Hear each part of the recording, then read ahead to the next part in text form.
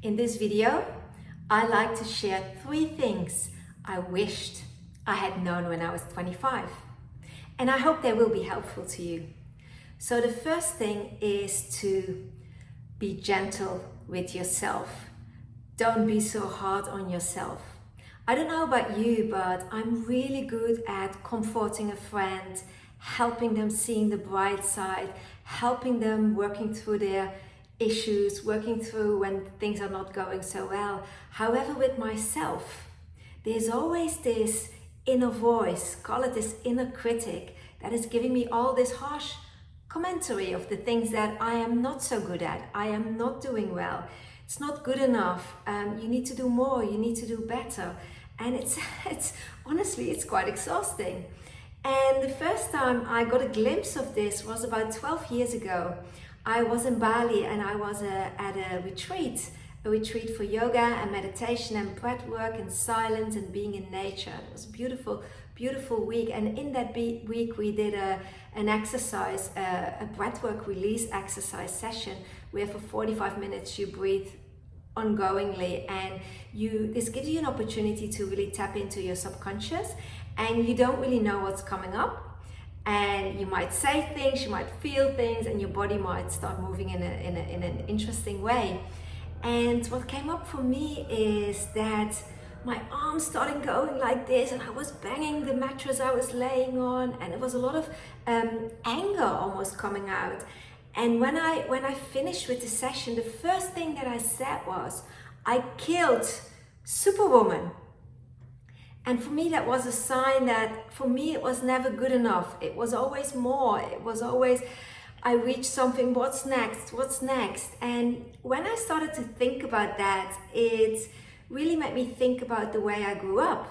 So I grew up in the Netherlands in a time when education and being everything you could be, and especially as a girl, we were really pushed into doing our best. And especially when you went to the highest level of high school, which I did, we had different levels of high school, you were pushed into the stream of going to university, and then you were pushed into the stream of having a job after university, and don't even think about having a family, use your talents. And we were also in an area in the world where it was very competitive, because the Netherlands was obviously a knowledge, or still is, a knowledge economy with a lot of countries around it. So everybody's competing. So we grew up with this sense of doing your best, doing more, doing better than anyone else, make your stake in the world. And obviously a lot of good came out of that. However, what came out of that as well was this never-ending drive, this never-ending, it's not good enough, and beating yourself up. So I got a glimpse into that about 12 years ago, and I don't know if you can relate to this, to you being very understanding towards other people, however, not being so understanding towards yourself, and maybe not being so nice to yourself. Now, I've changed a bit, and it's interesting. I'm my own boss. And when people ask me, like, what are you doing on a Friday afternoon or whatever, I say, oh, my boss is really nice. She's giving me the afternoon off.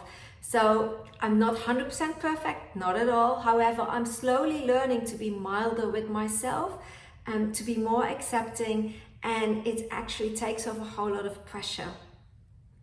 The second lesson I wished I had known when I was 25 is to really trust yourself, your intuition, your inner guidance, that voice inside of us that's whispering, that feeling that goes, yes, this is it, or that feeling that goes, no, this doesn't feel so right. What's interesting is that this often takes over our logical brain, and this obviously is very much influenced by everything that we see around us. And I learned this the hard way when I was having my business, Twin Life Marketing, which I started after I had my twin boys, and I grew it actually quite quickly. And in the beginning, it was me and a couple of consultants, and we were helping small and medium-sized businesses with their marketing strategy and implementing it and really positioning them in the market. And I was really enjoying what I was doing, and I was in the beginning I was attracting clients that were really aligned to who I am as a person. However, when the business grew, I wanted to play with the bigger boys and I wanted to become bigger, and I got swept up in this whole, oh, let's have a big business. However, as we know, the beast, when the beast gets bigger, you still need to feed it. And I became part of this leadership, this networking group, where I was one of the specialists. I was a marketing specialist, and then we had a whole lot of members. And the purpose was that we were interacting with the members and helping them and guiding them. However, there was a lot of, even between the experts, there was a lot of competition going on, and there was a lot of fighting over the dollars of the members. And I was having a little bit of, it was hurting me a little bit. And the guy who was running this network, he was a coach, and he talked to me, and he said to me, Sonia, listen, you are too yourself. You talk too much about your private life, about your children, and about your yoga and your meditation and your journey. That's not very professional. And secondly, you are very much, and this is so true, but it also really hurt me, you're very much, he said it like meat and potatoes. You say it like it is. And you don't make things more exciting, and you don't fluff it up, whereas your competitors all do that. They promise, they make people excited, and you are just meat and potatoes. You're very much straight as it is. And at that point in time, I listened to that advice and I took it on board, although something inside of me wasn't really aligned to that, because that's simply not who I am. Anyway, I don't need to tell you that this caused me a lot of grief, because what happened, I tried to be this person that is bigger and more exciting, and it just didn't feel right with me. So what happened, I was trying to be this, but obviously it didn't work, because the energy around it was just completely not right.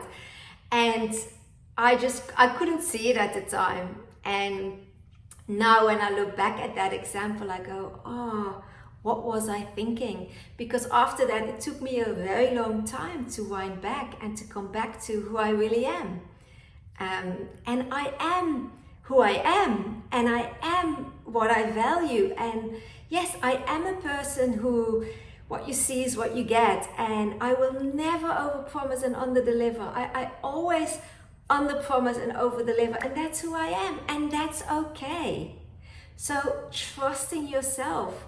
I don't know if this resonates to you.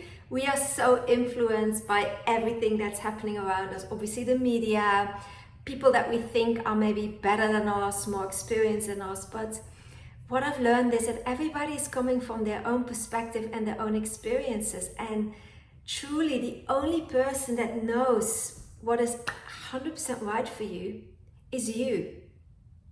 And of course, it's great to have great guidance and to listen to advice, absolutely, especially from people who've been where you are.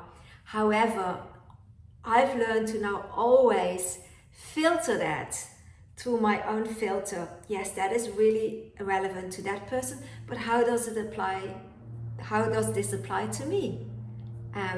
Yeah, I don't know if this has been happening in your life, but it's definitely something that would have helped me not make so many, not basically lose myself. I think that's probably the best way of saying it. And then the third thing I wished I had known is a really tough one for me still, and that is the power of letting go. I don't know about you, but I tend to hold on to things far too long. Even when they're not good for me anymore, even when the due-by date has long passed, even when they don't really serve me anymore. But it feels so familiar.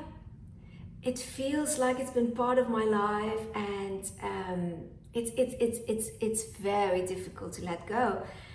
However, it causes a lot of pain. I had this when I became a twin mom, actually.